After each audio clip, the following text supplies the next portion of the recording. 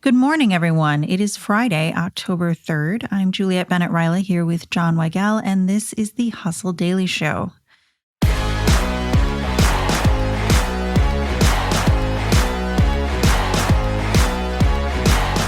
With weddings averaging $33,000, a French startup called Invitin has found the ultimate solution, selling tickets to strangers who want to crash your big day.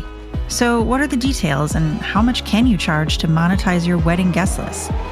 We'll get to that and the biggest business and tech news right after this.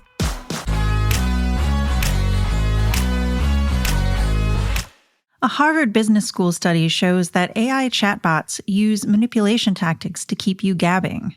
The study tested 5 companion apps: Replica, Talkie, Chai, Character AI, and Polybuzz, using GPT-4o to engage in real conversations.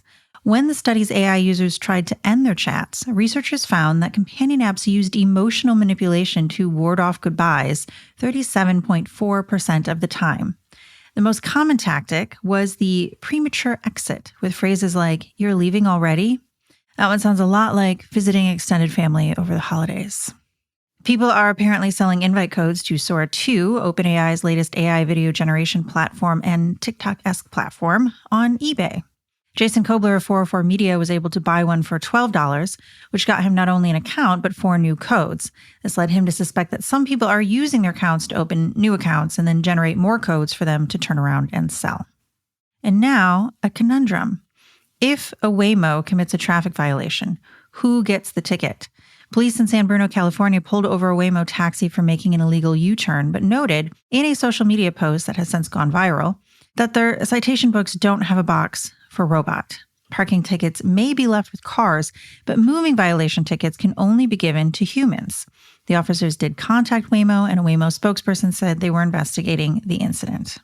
Walmart, the country's largest retailer, said it is scrapping synthetic dyes and 30 other ingredients from all of its private label food products, which are found in 90% of American homes, according to Nielsen IQ data. The switch means reformulating over 1,000 products by 2027.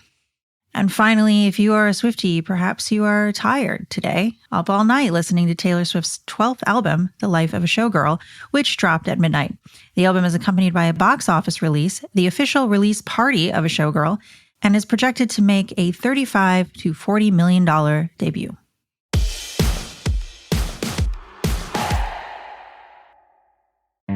Hey, it's Anna Sale, host of Death, Sex, and Money, the show from Slate about the things we think about a lot and need to talk about more. Many of us have something going on behind closed doors, like a listener we called Elizabeth, who told us she's a hoarder. I see mess beyond probably what most people think of when they think of mess. We'll work through it all together on Death, Sex, and Money. Listen wherever you get podcasts.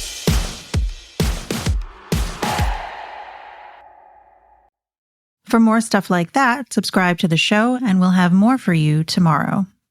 All right, today we're talking about weddings, but specifically in the act of weddings. I just got married about a month ago, and this would have been good to know for me, is that you can now hire people to go to your wedding. They just attend and they will just pay you money to attend your wedding. So Juliet, tell me about kind of the wedding landscape and how we arrived at this point. Weddings are expensive. Yes, they are. And people are lonely. That's pretty much the two for there.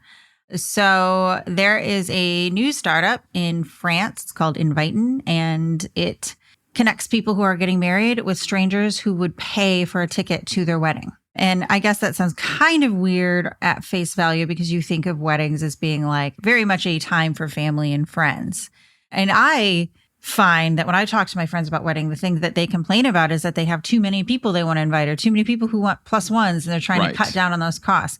But this is a little different scenario. Yeah. So essentially what happens here is guests will pay an average of $116 to $174 for a ticket to a wedding.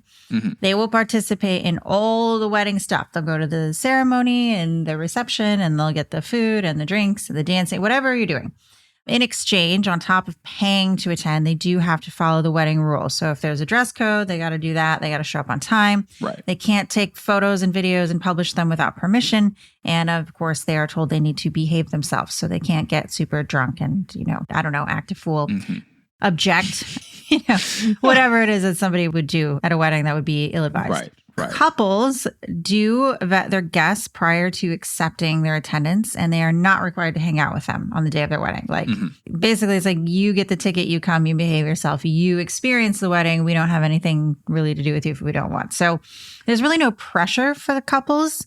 It's just a way to sort of offset the cost of the wedding. This is according to The Guardian. So, for example, the first couple taking Invitin up on this unique offer will be getting married this month in France. And they have 95 guests about that they know. And then they have 5 strangers coming. And they chose one couple and 3 men. And they have a lot of single women in attendance at their wedding. So they thought having 3 extra guys would be, sort of offset the gender balance there. And then in terms of the people who are paying, what they get out of it, and a lot of people were saying they liked about it, was that it's an opportunity to socialize. You get to have this experience where you're getting food and drinks and all this stuff, but you're also meeting a lot of new people. Sure. And a lot of people do meet at weddings and become great friends. And I know a lot of people who meet their significant other at a wedding. So if you're somebody who doesn't get invited to a lot of weddings, there are people in the article saying, they had small families. They had never been to a wedding, or maybe once every few years. This is a great opportunity to celebrate with other people and meet new friends. It's also an interesting opportunity if you are somebody who wants to experience new cultures. I learned about an app called Join My Wedding, which is a service for people who want to experience a traditional Indian wedding. Oh, yeah. Okay. That's pretty cool. This is an interesting idea. I definitely think that there is just an inevitable conversation to be had as a stranger at somebody else's wedding that paid to be there of, oh, how do you know the bride and groom? You don't. Having that conversation. I wonder how the guests would take it if your wedding kind of turns into a ticketed event. Also, that price flag to me of like $116 to $174 for a ticket to somebody else's wedding. At least as far as I know, growing up, it was customary to give people about $100 when you go to their wedding. Right. Because that's perceived the amount that it costs to have somebody at your wedding, like for food or for chairs or kind of whatever, as the cost is split. So I would wonder after this wedding that's happening in Paris, how much money they're actually making at the end of the day from these 5 people and how big that wedding offset cost is for them. Because there has to be some sort of eventual tracking on this where the amount of people that pay to go to your wedding versus the amount of people that you're having come to your wedding, and how much money do you save on the event, or do you make anything at the end of the day? So it's an interesting conversation to be had. Yeah, and it's probably not a lot. So this is a wedding in France, and this is a startup in France, and that is why our numbers are weird. 116 to 174 is the conversion. Yeah, sure. But the average U.S. wedding in 2024 cost $33,000. So $500 is really just a drop in the bucket. However, I did read an essay from somebody who basically goes to weddings as a hobby now. Oh, cool. Because she likes to meet new people. And the way that she got into it was she had herself gotten married and was in a bunch of Facebook groups for weddings and, to get ideas and ask questions or whatever. And she saw a post from a bride who said, we need to fill one more table at our wedding. They had smaller families or whatever, and the venue they chose had a minimum. And they were like, we don't have enough people that can make it to our wedding that we want to come to our wedding. So we're looking for a group of strangers who will attend and fill up this table. What's in it for you? Free food, free drinks, social, whatever. Come to a party. Have a fun night, yeah. So this woman went, and she had such a great time that she just started looking for weddings that wanted seat fillers. Wow. So, if you don't want to pay to go to a wedding, that's one way to go, is to find a couple who needs to fill for venue requirements. But also, if you're that same couple and you're like, oh, we don't have enough people, you could maybe also charge them to come. Yeah, you could. You could.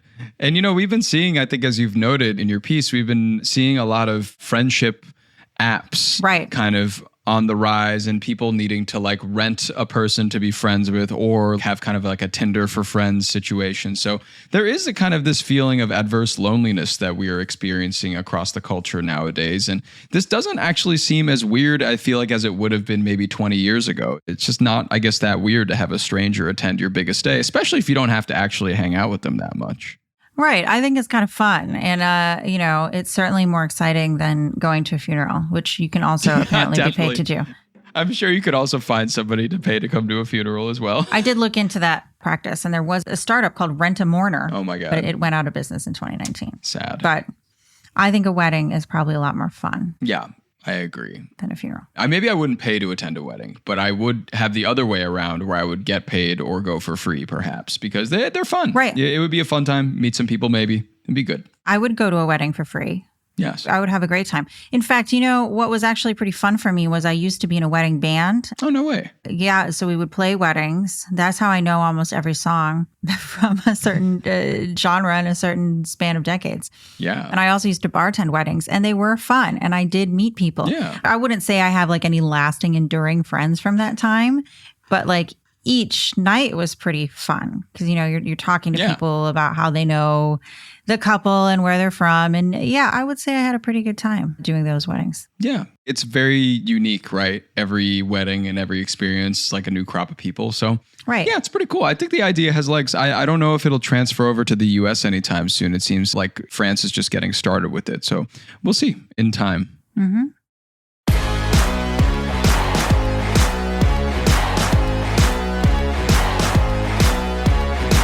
All right, that's going to do it for us today. Thanks for tuning into the Hustle Daily Show.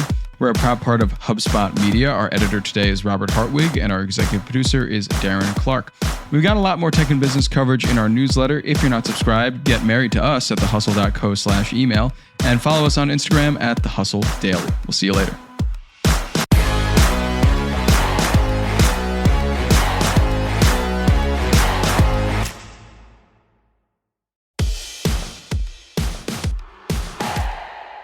Here's what blows my mind. Most people are sitting around waiting for their boss to give them a raise, while millionaires are building income streams in their spare time.